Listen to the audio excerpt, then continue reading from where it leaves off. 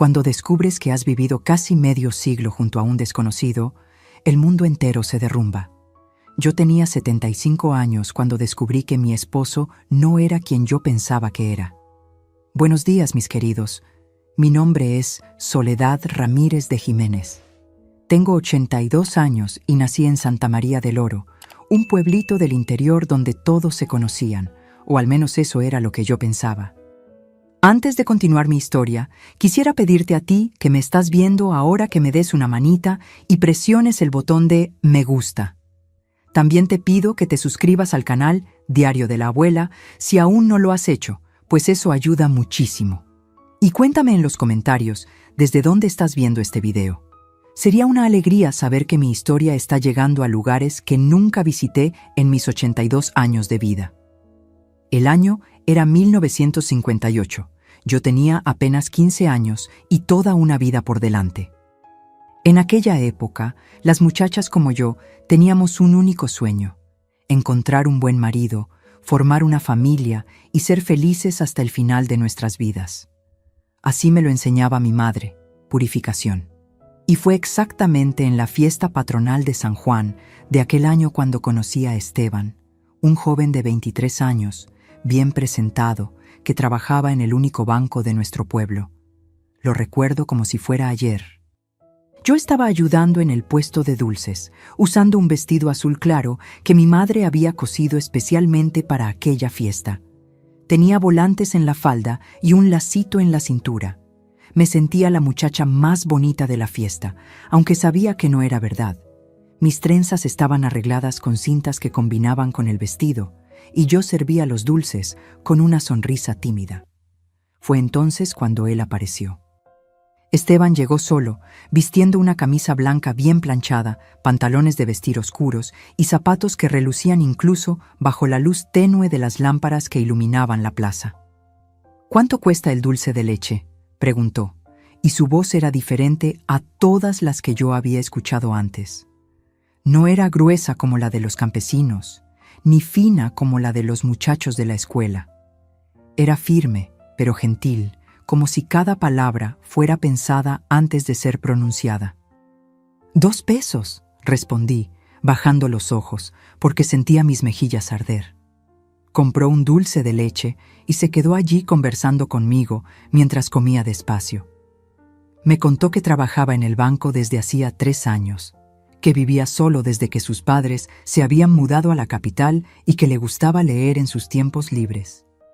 Yo, que apenas había terminado la primaria porque mi padre pensaba que demasiado estudio echa a perder a las muchachas, quedé impresionada con aquel hombre letrado y de buenos modales. Aquella noche, él me acompañó hasta mi casa, manteniendo siempre una distancia respetuosa. Mi madre observaba desde la ventana, como era costumbre, y cuando entré, sonrió de un modo que nunca antes había visto. «Ese muchacho tiene futuro, Soledad. No lo dejes escapar», me dijo mientras trenzaba mi cabello antes de dormir. El noviazgo fue breve, como era común en aquella época.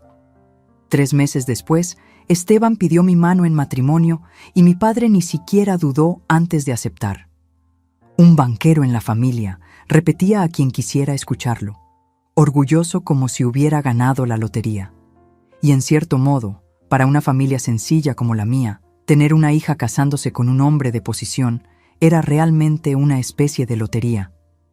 Nuestra boda se celebró en enero de 1961 en la parroquia de San Sebastián. Fue una fiesta grandiosa para los estándares de nuestro pueblito.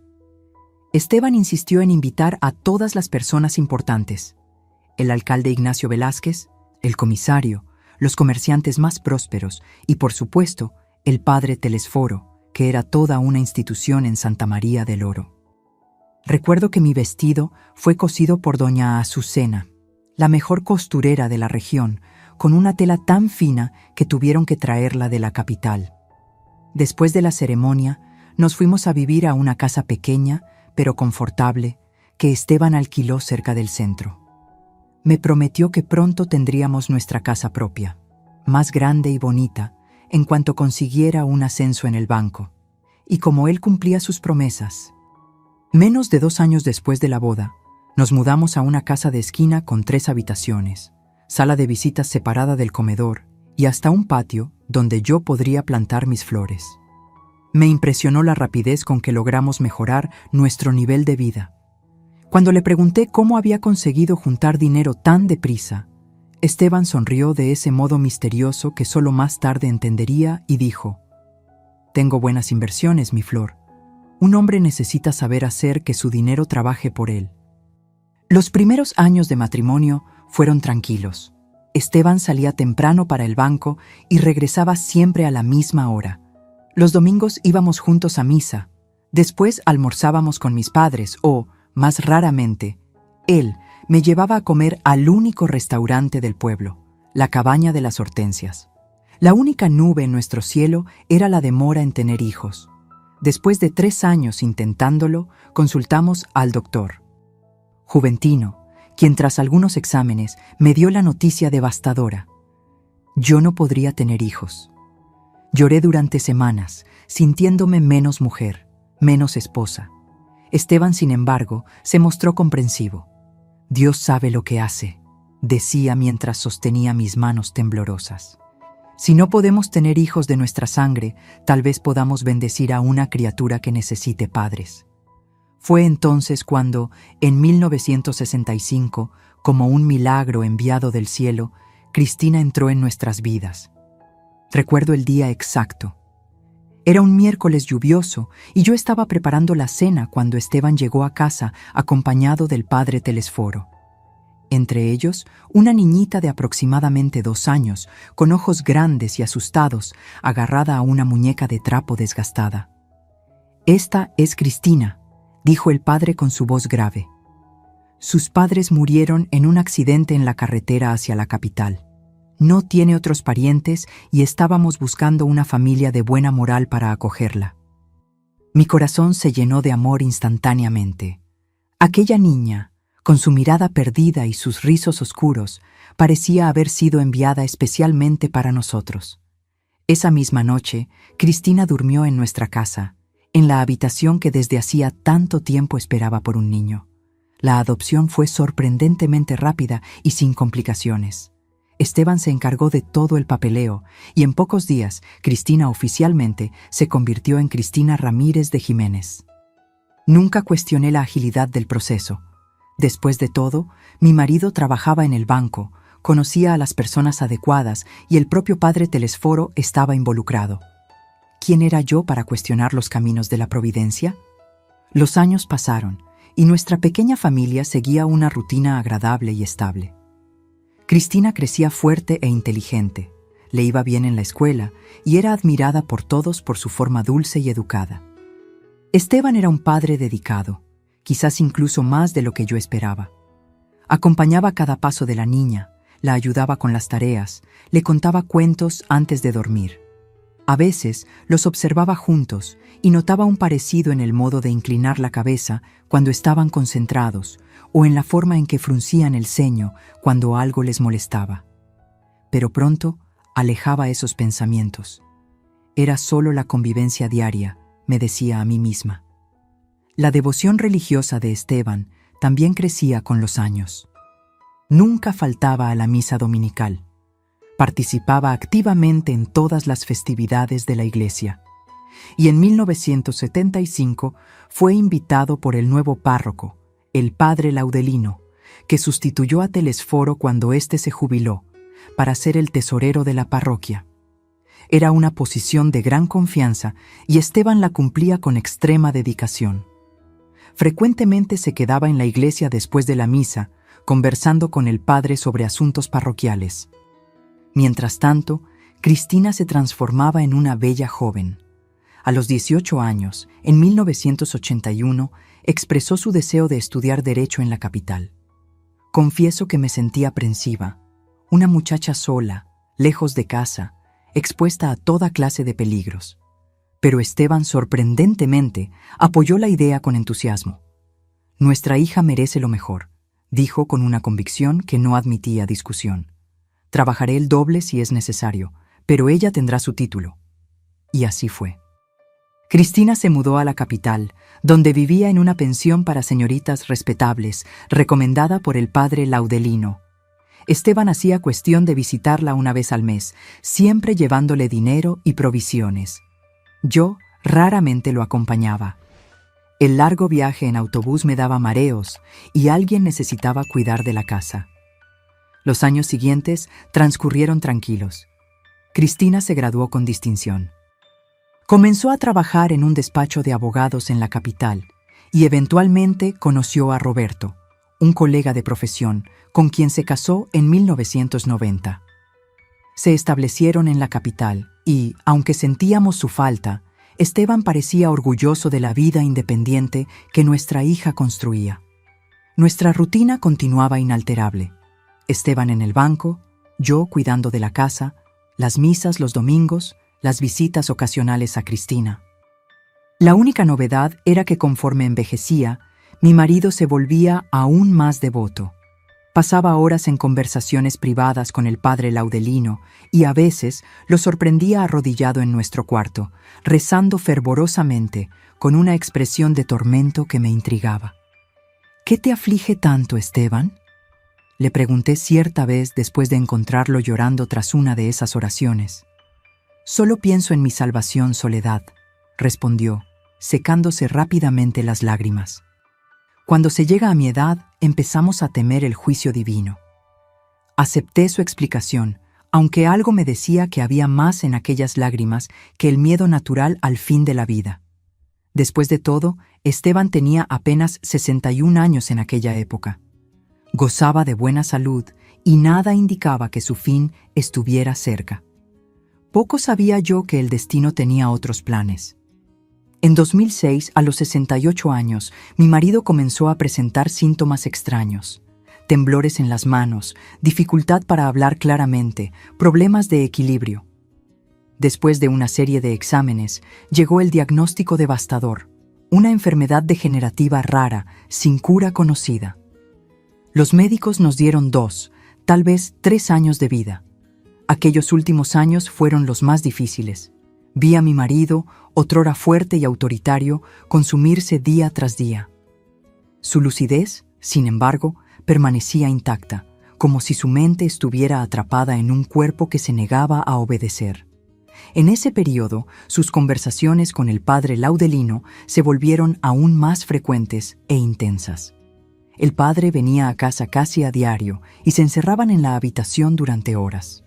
Una tarde, cuando entré inesperadamente con una bandeja de té, escuché fragmentos de una conversación que me dejó intrigada. «Ella necesita saber la verdad, padre», decía Esteban, con su voz ahora arrastrada por la enfermedad. «¿Estás seguro, hijo mío? ¿Después de tanto tiempo?», respondió el padre en tono preocupado. Al notar mi presencia, ambos callaron inmediatamente. Fingí no haber oído nada, serví el té y salí. Pero aquellas palabras siguieron martilleando en mi cabeza. ¿Qué verdad era esa que yo necesitaba saber?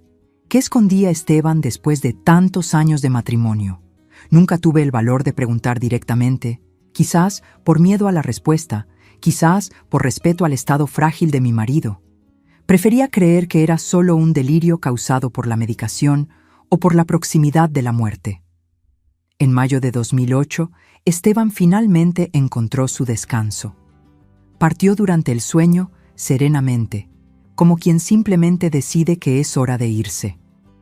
Cristina vino con su marido y sus 2 hijos para el funeral, que fue celebrado por el padre Laudelino, con una misa solemne en la iglesia parroquial, la misma donde nos casamos 47 años antes. Después de la ceremonia, mientras los pocos invitados se retiraban, el padre me pidió que me quedara.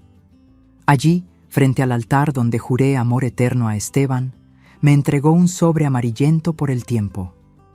«Tu marido me confió esto hace más de 30 años», dijo el padre Laudelino con una expresión grave que nunca olvidaré. «Pidió que solo te lo entregara después de su muerte. Recé mucho antes de cumplir este pedido y ruego a Dios que te dé fuerzas para lo que está por venir».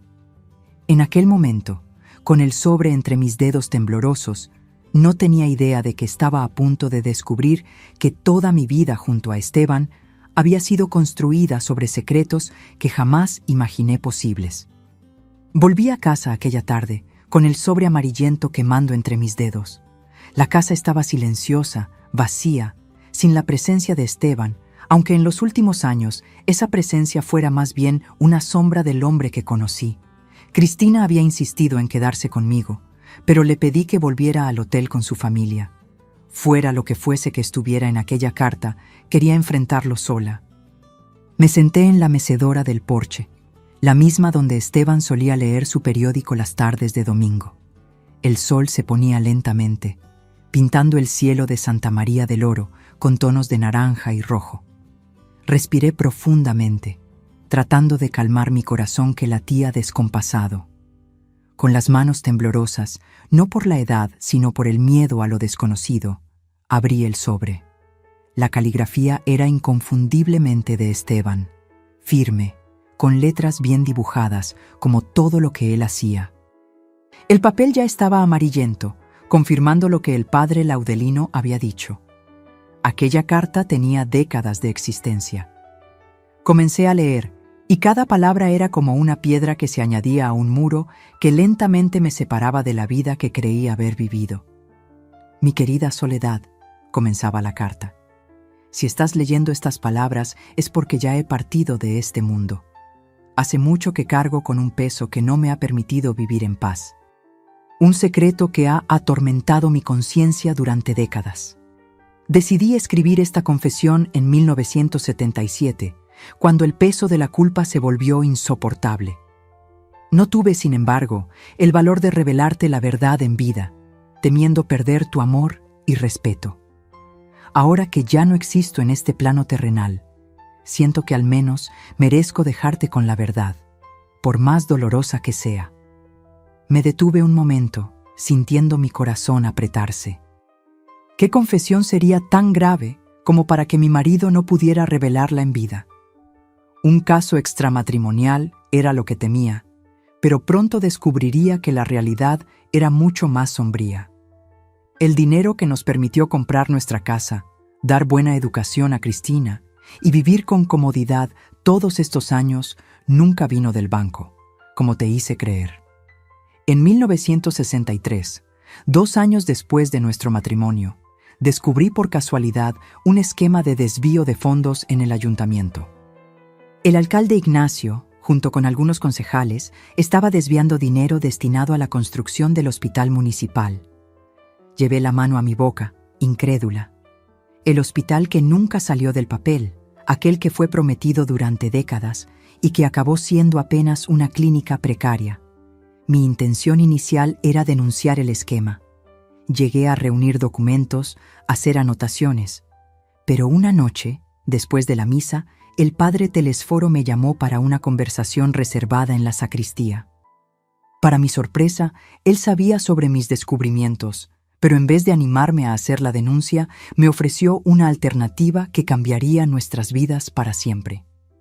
Aquí, la letra de Esteban parecía más temblorosa, como si la mano que escribió estuviera agitada por el recuerdo. El padre Telésforo me explicó que el esquema era mayor de lo que yo imaginaba. Involucraba no solo al ayuntamiento, sino también a empresarios locales e incluso a la diócesis, que recibiría una donación sustancial para la reforma de la iglesia. Me convenció de que una denuncia no serviría para nada. Lo máximo que ocurriría sería que yo perdería mi empleo y nos veríamos obligados a dejar el pueblo. En vez de eso, me ofreció un lugar en el esquema. Yo usaría mi posición en el banco para facilitar las transacciones y a cambio recibiría un porcentaje de los desvíos. Me detuve nuevamente, sintiendo mi estómago revolverse. Era como si estuviera leyendo sobre un extraño, no sobre el hombre con quien compartí mi cama durante casi 5 décadas. Esteban, el hombre íntegro que todos admiraban, participando en un esquema de corrupción, y lo más impactante, incentivado por un sacerdote. Soledad, no tengo justificaciones para lo que hice. Podría decir que acepté pensando en darte una vida mejor, en sacarnos de la casa alquilada, en garantizar nuestro futuro. Pero la verdad es que también fui seducido por la idea del dinero fácil, del poder que traería. Al principio, me decía a mí mismo que era temporal, que juntaría lo suficiente para comprar nuestra casa y después saldría del esquema. Pero como sucede con quien entra por ese camino, nunca había suficiente. Siempre necesitábamos más: un mobiliario mejor, un auto, ahorros para el futuro. Las lágrimas corrían por mi rostro mientras continuaba la lectura. Recordé cada regalo caro, cada viaje, cada lujo que Esteban me proporcionó a lo largo de los años. Todo fruto de dinero sucio. Todas las veces que me enorgullecí de mi marido trabajador, que sabía hacer rendir el dinero, como él solía decir. Todo mentira. Pero la carta reservaba revelaciones aún más devastadoras. Hay, sin embargo, un secreto aún mayor, uno que me atormentó mucho más que el desvío de dinero. Se refiere a nuestra hija Cristina. Mi corazón se detuvo por un instante.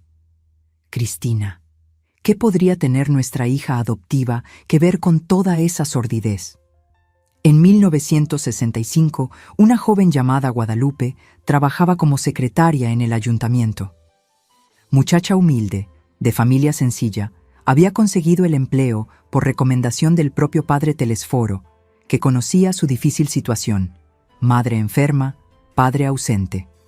Guadalupe era bonita, inteligente, y para su infortunio, pronto llamó la atención del alcalde Ignacio, que estaba casado y tenía una reputación ejemplar en el pueblo.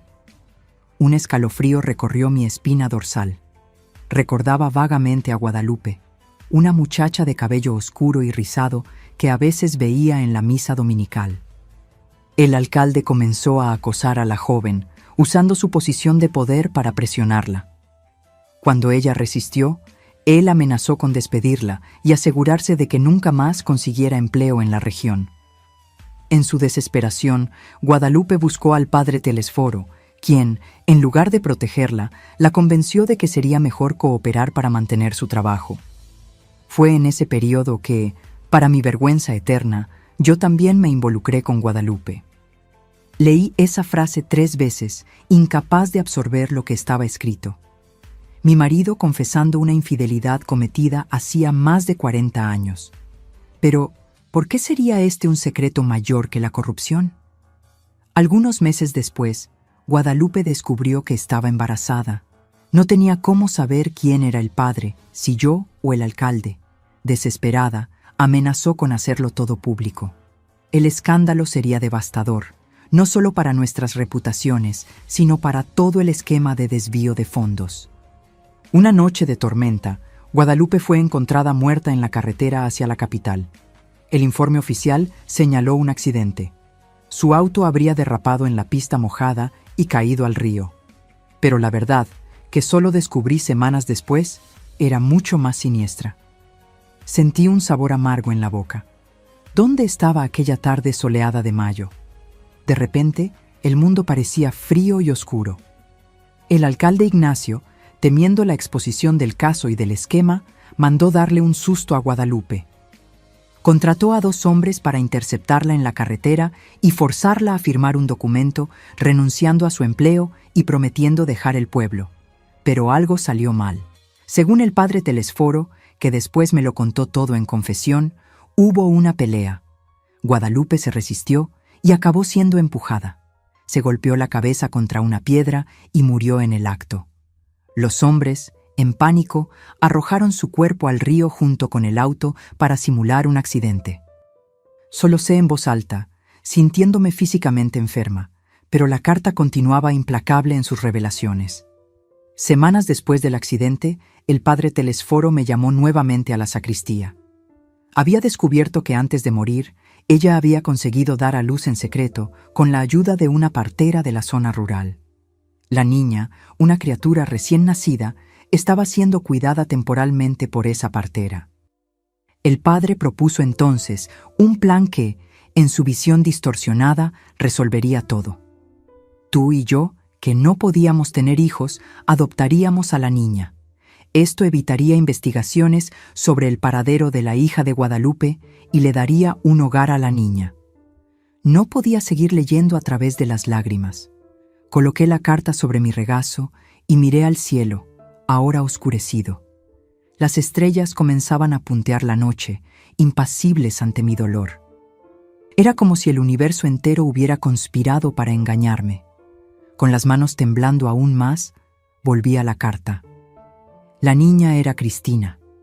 Nuestra Cristina, que siempre creímos era huérfana de padres desconocidos, víctimas de un accidente, es en realidad la hija biológica de Guadalupe y posiblemente mi hija de sangre. Nunca tuve el valor de hacer una prueba para confirmar la paternidad, pero siempre sospeché por el parecido. El mismo formato de rostro, la misma manera de fruncir el ceño cuando está concentrada. Manipulé todos los documentos de la adopción usando mis contactos en el registro civil, creando una historia falsa sobre padres fallecidos en un accidente.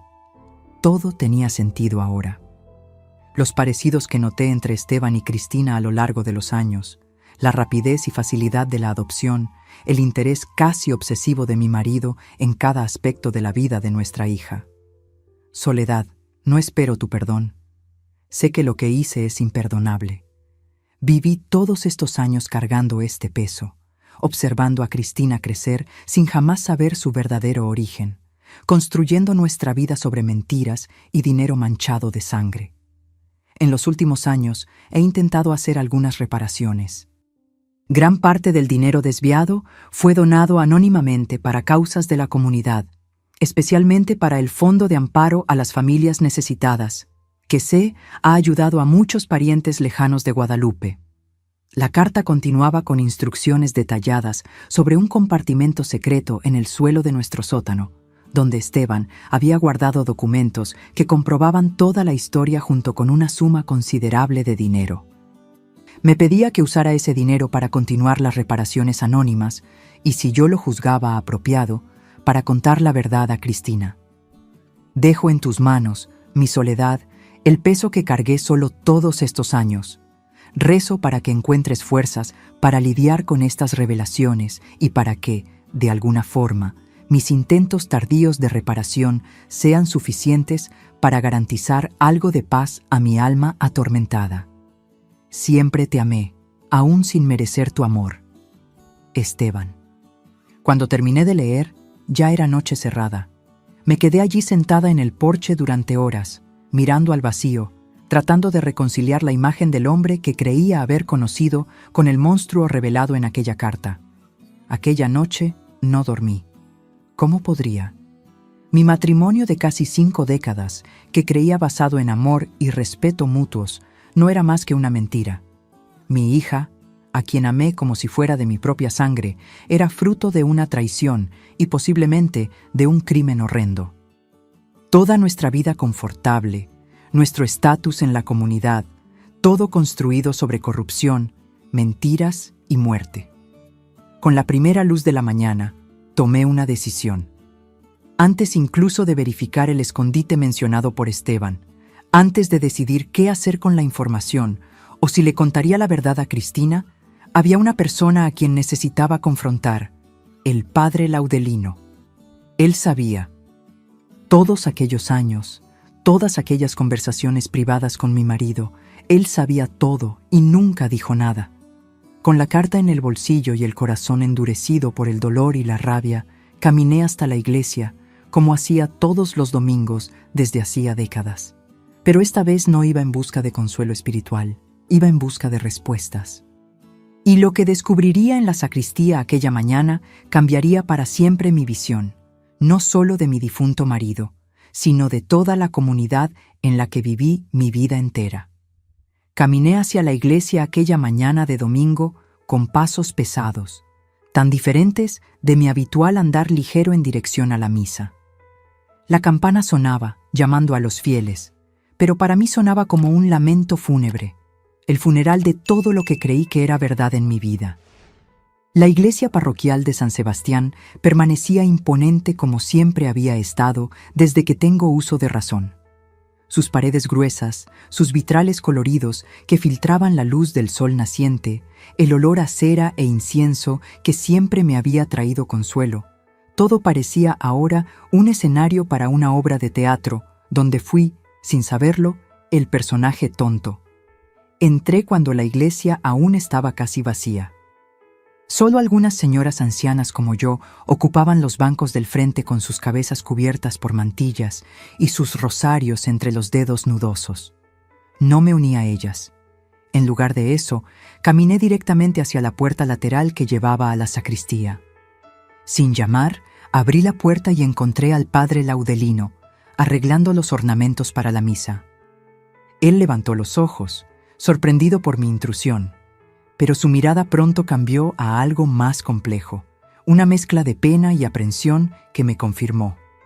Él sabía exactamente por qué yo estaba allí. «Doña Soledad», comenzó, pero levanté la mano interrumpiéndolo. Por primera vez en mi vida, no me importaron las reglas de respeto que siempre seguí en relación a los sacerdotes. «Usted sabía», dije, mi voz baja pero firme, temblando no de miedo, sino de una rabia contenida que nunca había sentido antes. «Todo este tiempo usted lo sabía».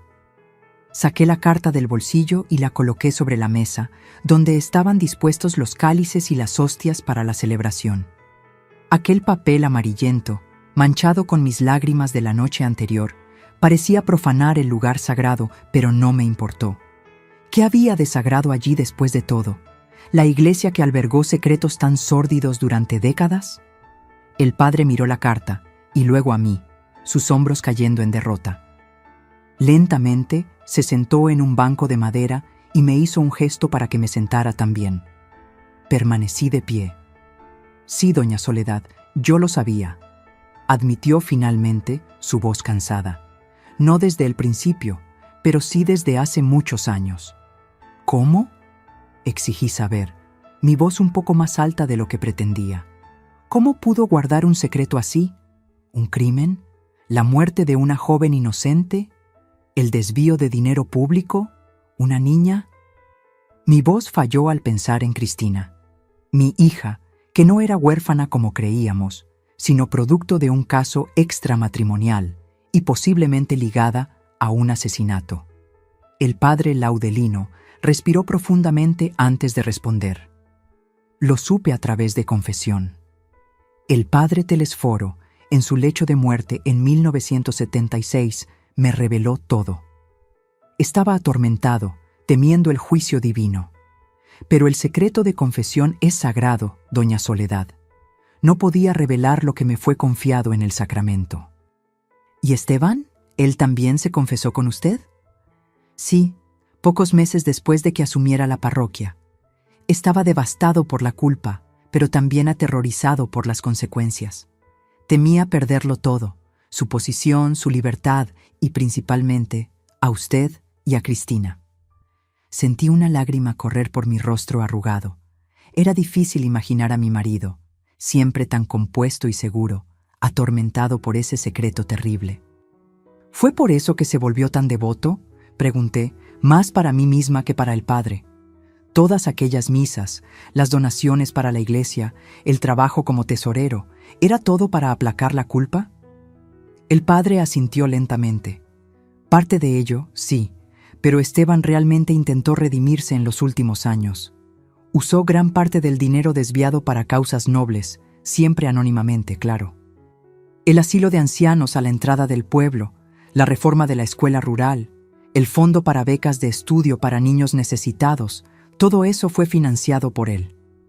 Me sentí mareada con tantas revelaciones.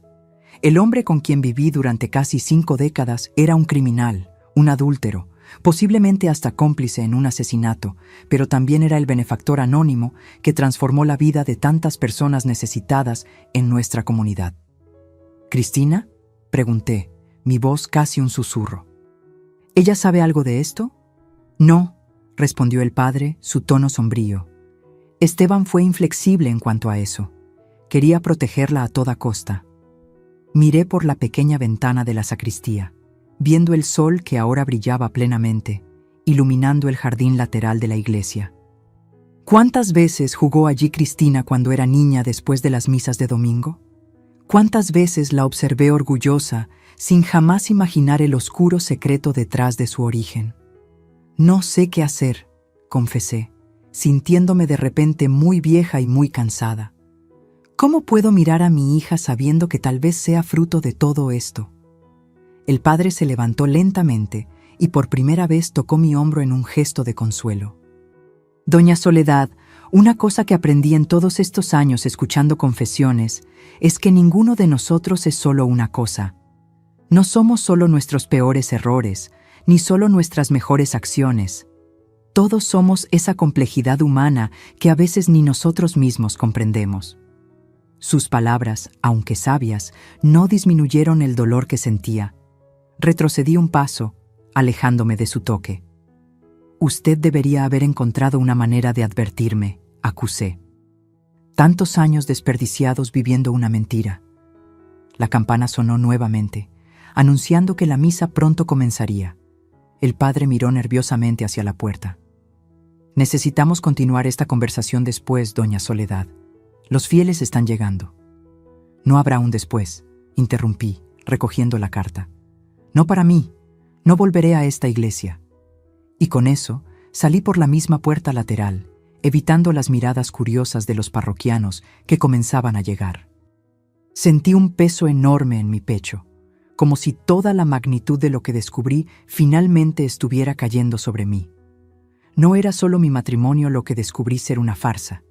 Era mi fe, mi confianza en las instituciones, mi propia identidad como esposa y madre. Volví a casa tambaleándome, no por la edad, sino por el peso de las revelaciones. La casa que antes me parecía un refugio acogedor, construida con el dinero del trabajo honesto de mi marido, ahora se revelaba como un monumento a la corrupción y a las mentiras.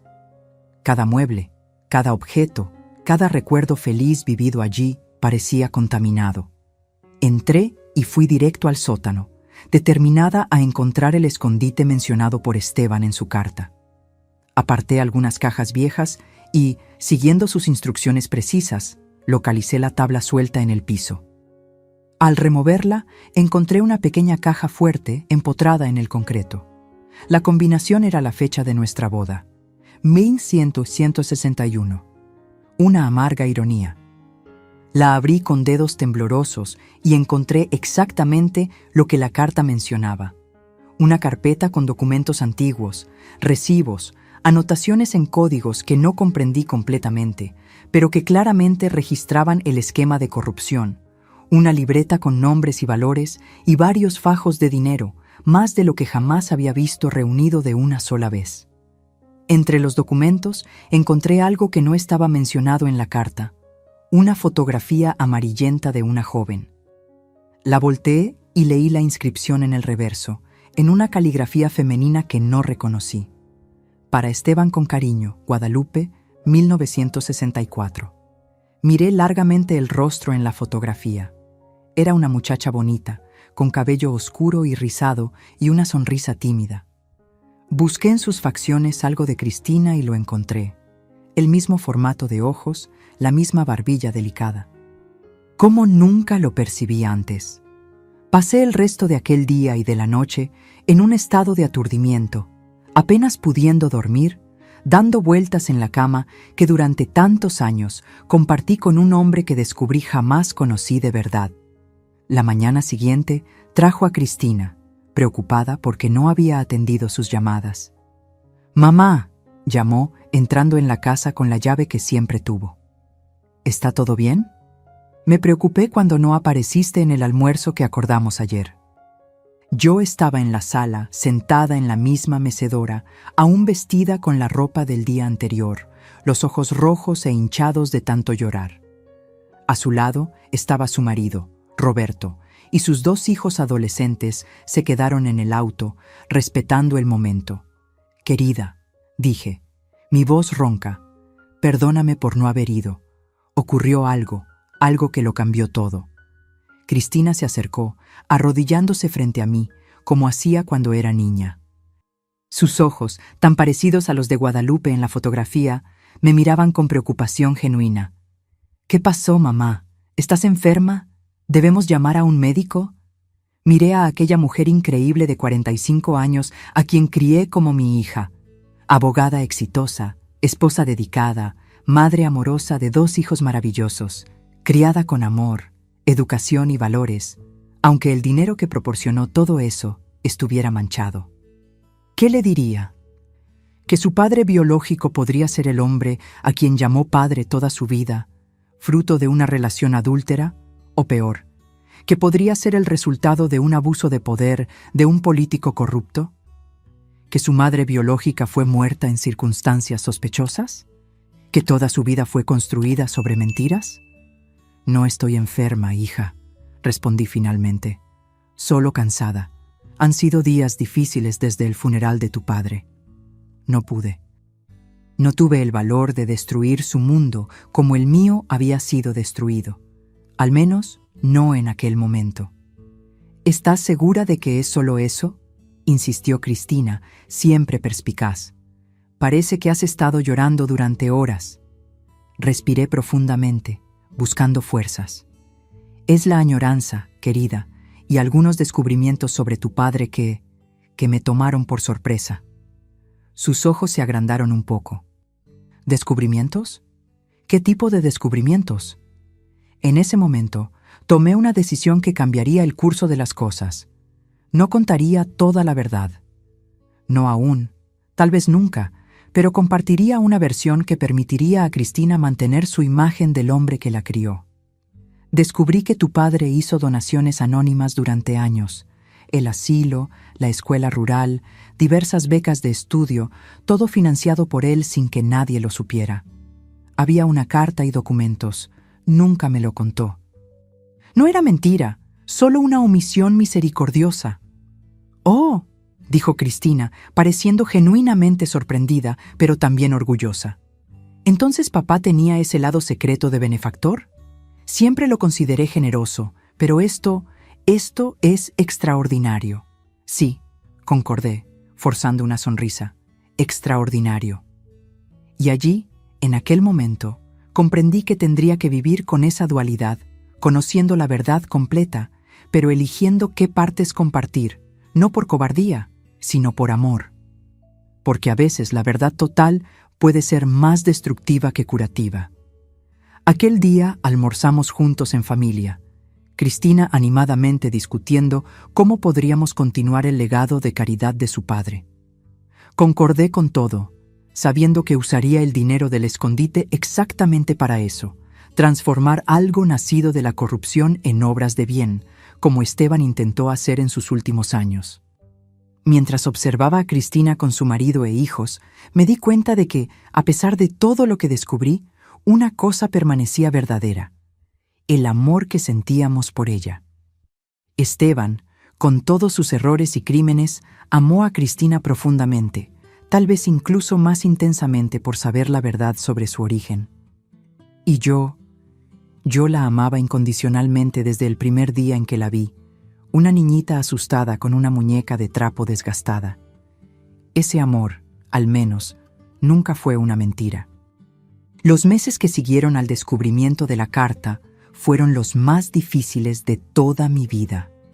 Cada mañana despertaba con esa sensación de irrealidad, como si estuviera viviendo una pesadilla de la que no podía despertar. Varias veces me sorprendí llamando a Esteban, como hice durante casi 5 décadas, solo para inmediatamente después recordar no solo su muerte, sino todas las revelaciones que vinieron con ella. La casa, antes tan acogedora, se convirtió en un museo de mentiras. Cada fotografía en las paredes, cada mueble comprado con dinero desviado, cada rincón donde vivimos nuestra vida conyugal parecía acusarme silenciosamente. A veces, era tentador simplemente vender todo y mudarme, tal vez a la capital, cerca de Cristina. Pero algo me mantenía allí, anclada a aquel lugar que, a pesar de todo, aún contenía los recuerdos más preciosos de mi vida. Septiembre de 2008 llegó con las primeras lluvias después de un invierno seco. Estaba sola en casa, como de costumbre en aquellos días, observando las gotas correr por el cristal de la ventana de la sala cuando escuché golpes en la puerta. Era Zenaida, mi vecina desde hacía más de 30 años, con un pan de elote aún caliente en las manos. «Vine a ver cómo está Soledad», dijo, su rostro redondo marcado por la preocupación sincera. «No la veo en la iglesia desde hace semanas. ¿Está enferma?» La invité a entrar, más por educación que por deseo de compañía. Mientras preparaba el café para acompañar el pan, noté cómo Zenaida examinaba disimuladamente la sala, probablemente verificando si había señales de abandono o desequilibrio mental de la viuda reciente. «Estoy bien, solo necesitando tiempo», respondí vagamente, sirviendo las tazas. «Comprendo», dijo ella, aunque era claro que no comprendía completamente. La pérdida de un marido como Esteban, todos lo extrañamos, la parroquia principalmente. El padre Laudelino aún no ha encontrado a alguien con el mismo talento para las finanzas. Me tragué el comentario junto con un sorbo de café amargo. Si Zenaida supiera el origen del talento para las finanzas de mi marido, no sé si volveré a la parroquia, comenté, manteniendo el tono casual. Tal vez necesite un cambio. Los ojos de Zenaida se agrandaron como si yo hubiera anunciado una mudanza a la luna. ¿Dejar Santa María del Oro? Pero Soledad, nunca has vivido en otro lugar, y tu familia está aquí, tus amigos, tus recuerdos con Esteban. A veces los recuerdos son exactamente el problema, murmuré, más para mí que para ella. Antes de que Zenaida pudiera interrogarme más, fuimos interrumpidas por el teléfono. Era Cristina llamando para avisarme que vendría el fin de semana. «Tengo novedades importantes», dijo, su voz vibrando de una excitación que no podía contener ni siquiera por teléfono. Prometí que la estaría esperando y colgué. Zenaida permaneció un tiempo más compartiendo los últimos acontecimientos del pueblo, como si yo hubiera estado ausente durante años y no solo recluida durante algunas semanas. Cuando finalmente se fue, sentí un alivio inmenso, seguido casi inmediatamente por una ola de culpa. Esas personas, Zenaida, los parroquianos, los vecinos, no sabían nada sobre la verdad. Para ellos, yo seguía siendo la respetable viuda de un hombre honrado. El fin de semana llegó y con él, Cristina. Esta vez vino sola, sin su marido o sus hijos, lo que inmediatamente me puso alerta. «Necesitamos hablar, mamá», dijo después de los abrazos iniciales. Su rostro estaba serio, pero no había angustia o acusación en sus ojos, lo que me tranquilizó un poco. Nos sentamos en la cocina, su lugar favorito de la casa desde la infancia, donde pasábamos horas haciendo galletas y conversando sobre su día en la escuela. «He estado pensando mucho desde que me contaste sobre las donaciones anónimas de papá», comenzó, sosteniendo mis manos sobre la mesa. «Sobre su legado, sobre lo que podemos hacer para honrar su memoria». Respiré profundamente, temiendo el rumbo de la conversación. Había decidido mantener a Cristina ajena a la verdad completa sobre Esteban y su origen. Pero a veces temía que ella, con su mente aguda de abogada, comenzara a unir las piezas sola. «Hablé con Roberto y tomamos una decisión», continuó, sus ojos brillando de entusiasmo. «Queremos crear una fundación a nombre de papá, la Fundación Esteban Jiménez Ramírez, para continuar el trabajo que él hacía anónimamente». Sentí mi corazón apretarse. Una fundación con el nombre del hombre que desvió dinero público, que estuvo involucrado, aunque indirectamente, en la muerte de una joven. «Nosotros no tenemos recursos para eso, hija», intenté argumentar. «En realidad, sí los tenemos», respondió Cristina sorprendiéndome. «Hice algunas investigaciones en los registros del ayuntamiento. Papá tenía inversiones que nunca tocó, acciones, un pequeño rancho en las afueras del pueblo e incluso una cuenta de ahorros sustancial que nadie sabía que existía. Mi sangre se heló. ¿Qué más habría descubierto en sus investigaciones? «¿Cómo encontraste eso?», pregunté, tratando de mantener la voz calma. «Soy abogada, mamá», sonrió orgullosa. «Sé cómo rastrear bienes e inversiones. Además, mientras organizaba los papeles de la sucesión, encontré algunas referencias en documentos antiguos. Fue como seguir un rastro de migajas de pan. Miré a mi hija, tan inteligente, tan similar en determinación al hombre que la crió. ¿Sería posible que hubiera descubierto más de lo que estaba revelando? Y hay otra cosa», continuó Cristina, su voz de repente más baja, casi vacilante. Encontré una caja con fotografías antiguas en la oficina del ayuntamiento. Estaban organizando un memorial para los antiguos empleados. Abrió su bolso y sacó una fotografía. Mi corazón casi se detuvo cuando reconocí el rostro. Era Guadalupe, la misma de la fotografía que encontré en el escondite secreto de Esteban.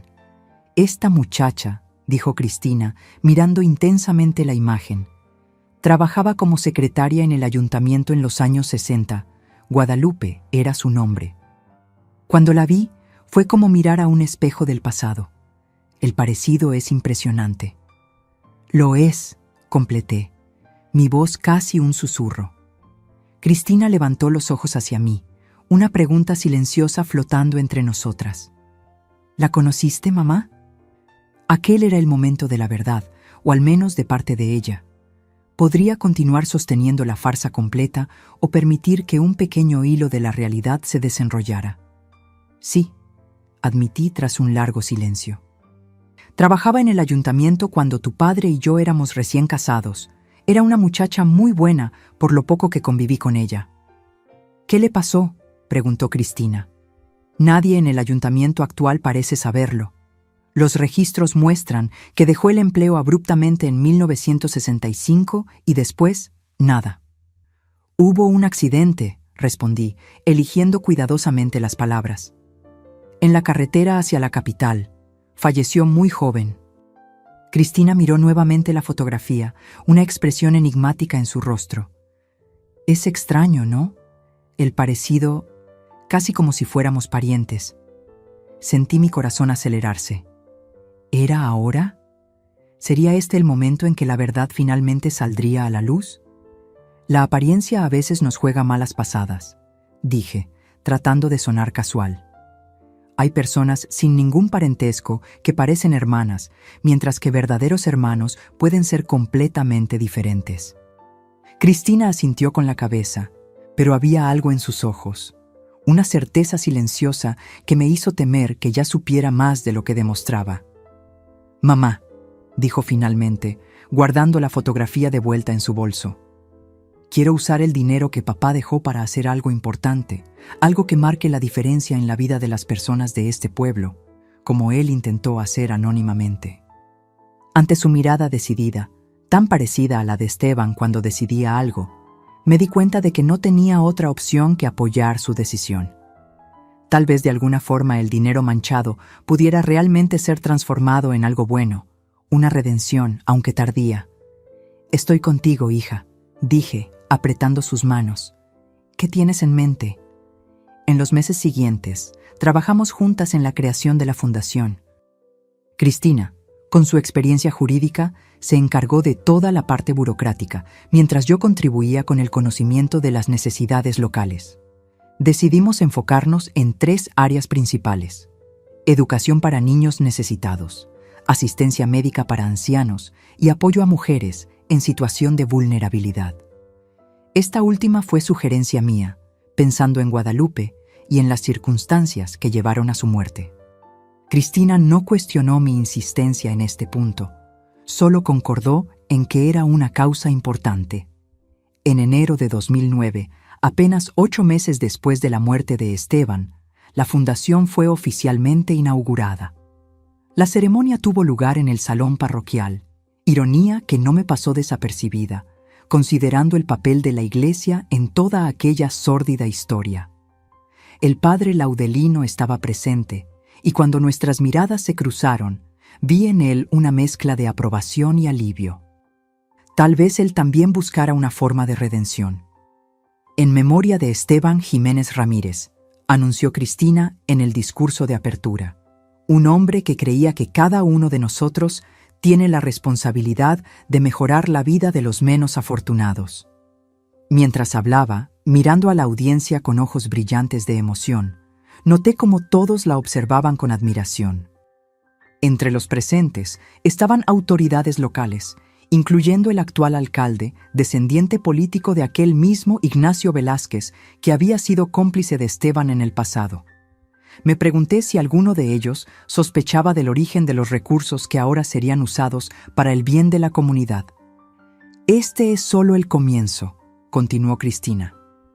La Fundación pretende expandir sus actividades en los próximos años, alcanzando no solo nuestra ciudad, sino toda la región. Después del evento, cuando ya estábamos solas nuevamente en casa, Cristina me abrazó fuerte. «Gracias, mamá», dijo, emocionada, «por apoyar esto, por estar a mi lado. Sé que no ha sido fácil desde que papá se fue». Si ella supiera cuán verdaderas eran sus palabras. «Es lo correcto», respondí simplemente. Aquella noche, después de que Cristina partiera de regreso a la capital, me senté nuevamente en la mecedora del porche. El cielo estaba despejado, salpicado de estrellas, y la brisa cálida de enero traía el perfume de los huele de noche que Esteban había plantado años atrás. Pensé en cómo la vida da vueltas inesperadas. El dinero que había sido desviado de la construcción de un hospital estaba ahora financiando asistencia médica para ancianos.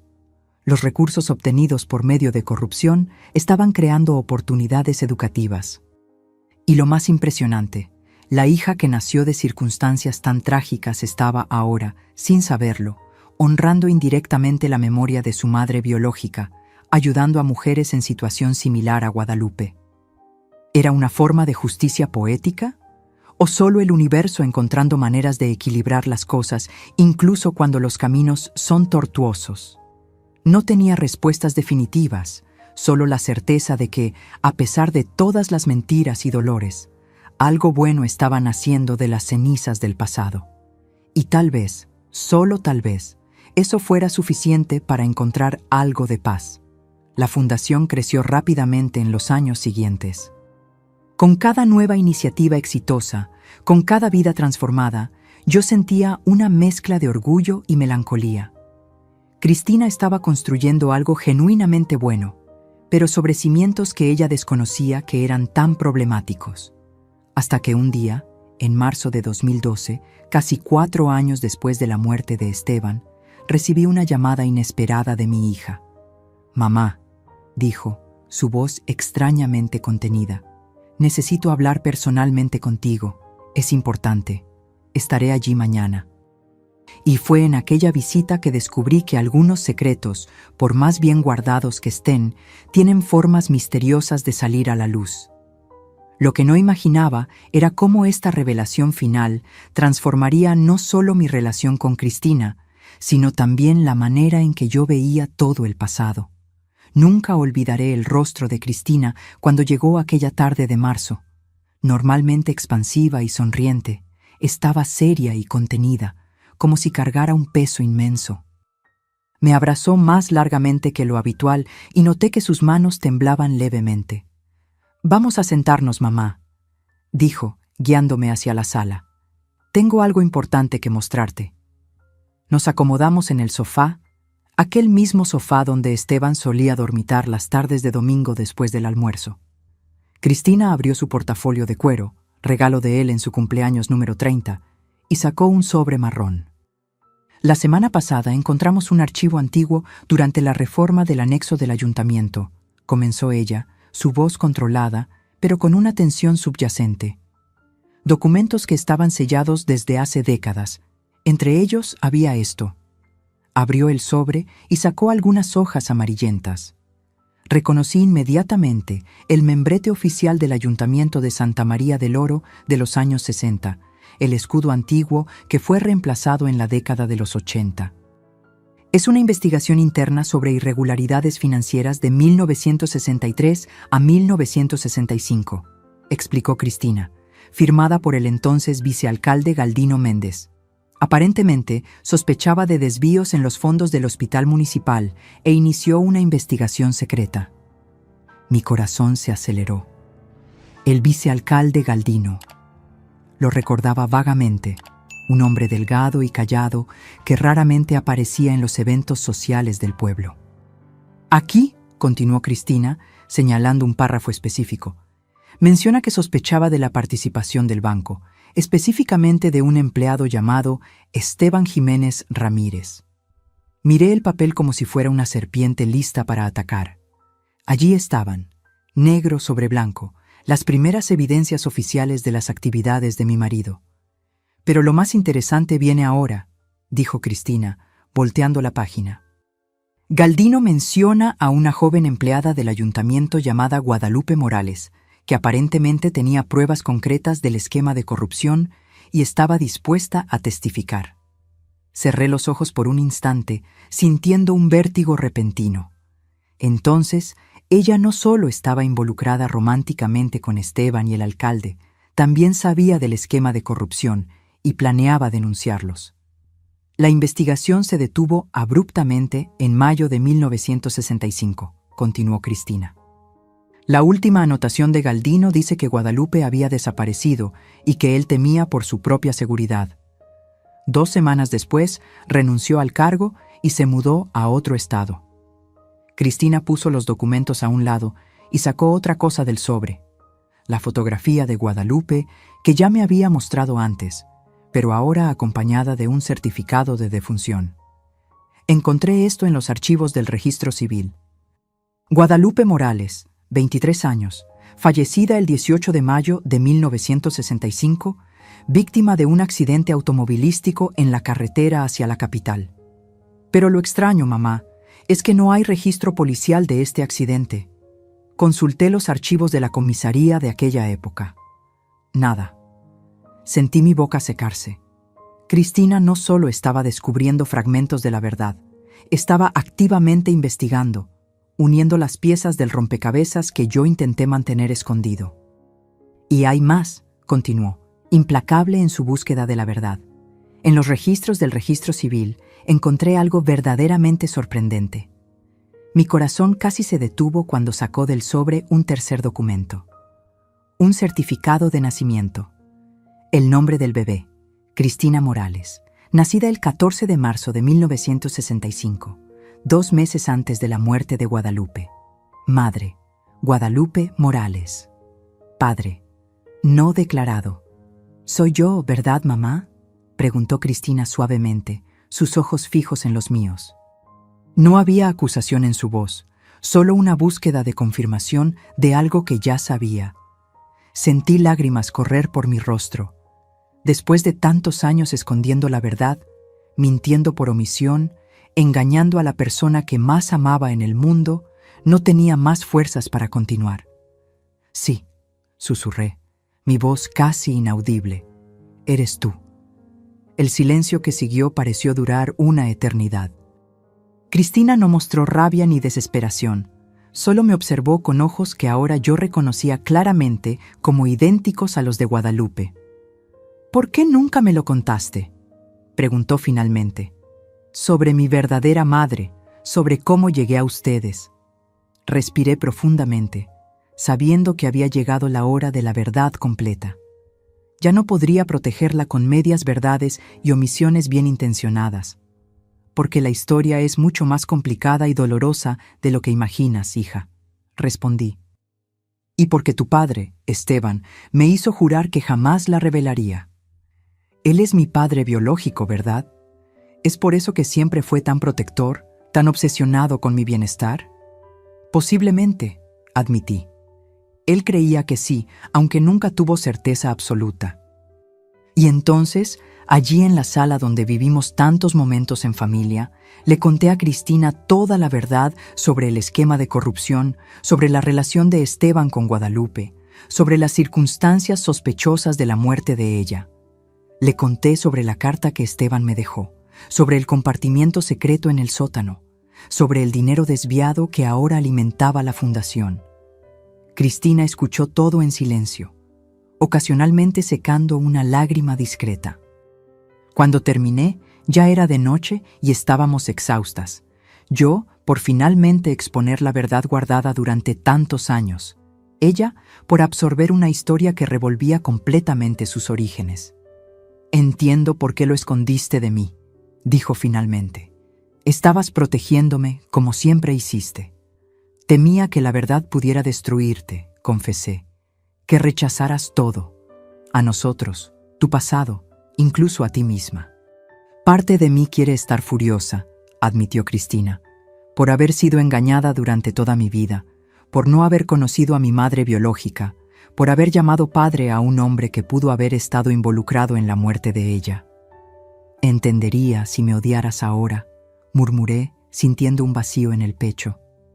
Pero no te odio, respondió ella, tomando mis manos entre las suyas, porque entiendo que, a pesar de todo, tú y Esteban me amaron genuinamente. Me dieron un hogar, educación, valores, y al final él intentó reparar sus errores, aunque tardíamente. Eres una mujer mucho más sabia de lo que yo jamás fui, dije emocionada. Tengo solo una pregunta, mamá, continuó Cristina. ¿Sabías todo esto mientras ocurría? ¿Sobre el esquema de corrupción? ¿Sobre Guadalupe? No, respondí con sinceridad. Lo descubrí apenas después de la muerte de tu padre, con la carta que él dejó. Viví casi 5 décadas junto a un hombre cuyas acciones más importantes desconocía completamente. Cristina asintió, pareciendo un poco aliviada. ¿Y qué vamos a hacer ahora?, preguntó. Con todos esos documentos, con esa verdad. Era una pregunta que yo misma me venía haciendo desde que recibí la carta de Esteban. ¿Qué hacer cuando descubrimos que nuestra vida fue construida sobre mentiras? ¿Cómo transformar ese conocimiento en algo constructivo? Creo que ya has comenzado a hacerlo, respondí. La fundación no es solo una forma de honrar la memoria de Esteban. Es también una manera de reparar el mal que fue hecho, de transformar el dinero desviado en algo que realmente beneficie a las personas que deberían haber sido beneficiadas originalmente. En cuanto a Guadalupe, mi madre biológica, dijo, ella merece ser recordada, no solo como una víctima, sino como la mujer valiente que estaba dispuesta a denunciar un esquema de corrupción, incluso enfrentando a hombres poderosos. Aquella noche, Cristina se quedó conmigo. Dormimos en la misma cama, como hacíamos cuando ella era pequeña y tenía pesadillas. Por la mañana, bajamos juntas al sótano y abrí nuevamente el compartimiento secreto, mostrándole todo lo que Esteban había guardado. Los documentos incriminatorios, el dinero, la fotografía de Guadalupe. En los días siguientes, tomamos decisiones importantes. La fundación no solo continuaría, sino que sería ampliada. Cristina sugirió renombrarla como Fundación Guadalupe Morales, una forma de honrar a su madre biológica y reconocer públicamente su existencia. Pero eso levantará preguntas, argumenté. La gente querrá saber quién era Guadalupe, por qué la estamos homenajeando. Entonces contaremos la verdad, respondió Cristina con determinación. No todos los detalles sórdidos, pero lo esencial, que ella era una joven valiente que perdió la vida luchando contra la corrupción y que soy su hija biológica, adoptada por ti y Esteban después de su muerte. Admiré el valor de mi hija. Donde yo vi solo el potencial para escándalo y vergüenza, ella vio una oportunidad para justicia y honestidad. En junio de 2012, la fundación fue oficialmente rebautizada. En la ceremonia, Cristina dio un discurso emocionante sobre su reciente descubrimiento, sobre cómo encontró a su madre biológica décadas después de su muerte y sobre cómo pretendía honrar su legado. Sorprendentemente, la comunidad reaccionó con apoyo y admiración. Algunas personas mayores del pueblo recordaban vagamente a Guadalupe y comentaron sobre su belleza y gentileza. Otras, más jóvenes, se inspiraron en la historia de una mujer que enfrentó al poder establecido en una época en que pocas se atrevían a hacerlo. El padre Laudelino, ya anciano y frágil, asistió a la ceremonia. Cuando nuestras miradas se cruzaron, vi en sus ojos una mezcla de remordimiento y alivio. Más tarde se acercó a nosotras. Hicieron lo correcto, dijo simplemente. Guadalupe finalmente tendrá la justicia que merecía. Un mes después, anunció su jubilación, terminando décadas de servicio a la parroquia. Antes de partir hacia un retiro religioso en otra ciudad, me confesó que siempre se sintió parcialmente responsable por la muerte de Guadalupe, por no haber actuado cuando el padre Telesforo le contó la verdad en su lecho de muerte. La investigación sobre la muerte de Guadalupe fue oficialmente reabierta en 2013, después de que Cristina, usando su influencia como abogada respetada, presentara todos los documentos que encontramos al Ministerio Público. El caso, sin embargo, ya había prescrito y casi todos los involucrados habían fallecido. El alcalde Ignacio murió en 1987. Los hombres que habrían sido contratados para asustar a Guadalupe nunca fueron identificados y las evidencias concretas eran escasas después de tantas décadas. Aún así, la verdad salió a la luz. Una verdad incompleta, imperfecta, sin el castigo que tal vez hubiera sido merecido, pero una verdad que permitió que Guadalupe fuera finalmente reconocida y recordada. Para Cristina, el descubrimiento de sus orígenes fue transformador. A los 48 años, finalmente conoció parte de su historia que siempre había estado ausente.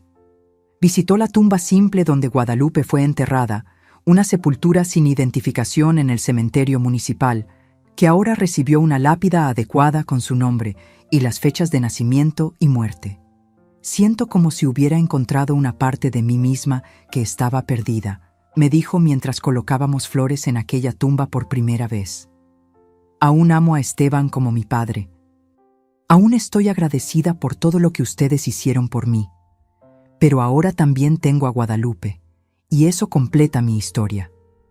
Para mí, la revelación de la verdad trajo una paz que no esperaba encontrar. El peso aplastante del secreto finalmente se alivió, permitiéndome respirar profundamente por primera vez en años. Aún había dolor. Aún había momentos en que me preguntaba cómo pude vivir décadas junto a un hombre sin realmente conocerlo. Pero había también una especie de libertad, la libertad que viene de no tener más nada que esconder. Ahora, en 2025, miro hacia atrás y veo cómo aquella carta lo cambió todo. Tengo 82 años y pasé los últimos 17 viviendo con una comprensión completamente diferente de mi propia historia. La Fundación Guadalupe Morales se convirtió en una de las instituciones de caridad más respetadas de la región, ayudando a cientos de mujeres en situación de vulnerabilidad a encontrar educación, empleo y apoyo. Cristina, ahora con 60 años, dejó la abogacía corporativa para dedicarse íntegramente a la fundación. Sus hijos, mis nietos queridos, crecieron conociendo la historia completa de su familia, las partes hermosas y las partes feas. El mayor, Mauricio, se convirtió en periodista de investigación, inspirado por la historia de la abuela biológica que nunca conoció. En cuanto a mí, continúo viviendo en la misma casa, rodeada por los recuerdos de una vida que ahora comprendo de manera muy diferente. No voy a la iglesia con la misma frecuencia que antes, pero encontré una espiritualidad más personal, menos dependiente de instituciones y más conectada con mis propias experiencias. A veces, en las noches silenciosas, cuando el silencio de la casa vacía parece más profundo, imagino a Esteban y Guadalupe, dos amantes cuyas vidas se entrelazaron con consecuencias trágicas, pero que, a través de Cristina, dejaron un legado que trascendió sus errores y debilidades. En cuanto a la carta, el papel envejecido que contenía las confesiones de Esteban, Cristina y yo decidimos mantenerla guardada en una caja de seguridad de un banco. Tal vez un día, cuando yo ya no esté aquí, ella decida compartirla con sus hijos, o tal vez elija dejar que algunas verdades permanezcan solo entre nosotras. Lo que sé con certeza es que aquella carta, entregada por un sacerdote reticente después de la muerte de mi marido, no solo reveló secretos enterrados durante décadas. Nos ofreció la oportunidad de reescribir el final de nuestra historia, no para borrar los errores del pasado, sino para transformarlos en algo que finalmente hiciera justicia a todos los involucrados. Como dice el refrán que mi madre solía repetir, la verdad puede herir, pero también libera. Y fue exactamente lo que nos sucedió. Fuimos heridas por la verdad, pero también fuimos liberadas por ella. Y en esa libertad encontramos una redención que ninguna de nosotras imaginaba posible. Hoy, cuando miro el retrato de Guadalupe, que mantenemos con cariño en la sala principal de la sede de la Fundación, ya no veo a una extraña, una rival o una víctima distante. Veo a la mujer valiente que dio a luz a mi hija, la mujer cuyo espíritu vive a través de Cristina y de los incontables otros que han sido beneficiados por el trabajo que realizamos en su nombre. Y eso, más que cualquier otra cosa, es el verdadero milagro que nació de aquella carta inesperada, la transformación de una historia de corrupción, traición y muerte en una narrativa de redención, verdad y justicia tardía, pero aún así, justicia. Queridos míos, si esta historia tocó su corazón de alguna forma, por favor, dejen su me gusta en este video. Y si aún no están suscritos al canal Diario de la Abuela, presionen el botón de suscribirse ahora mismo para no perderse ninguna de nuestras historias de vida real que pueden traer reflexiones importantes para su propio camino. También me encantaría saber en los comentarios desde dónde están viendo. Leo cada mensaje con mucho cariño y me emociona saber que mis palabras, a mis 82 años, pueden alcanzar a personas en lugares que nunca visité. Gracias por dedicar este tiempo para escuchar el relato de una señora que aprendió, aunque tardíamente, que la verdad, por más dolorosa que sea, es siempre el camino hacia la liberación. Hasta la próxima, si Dios quiere.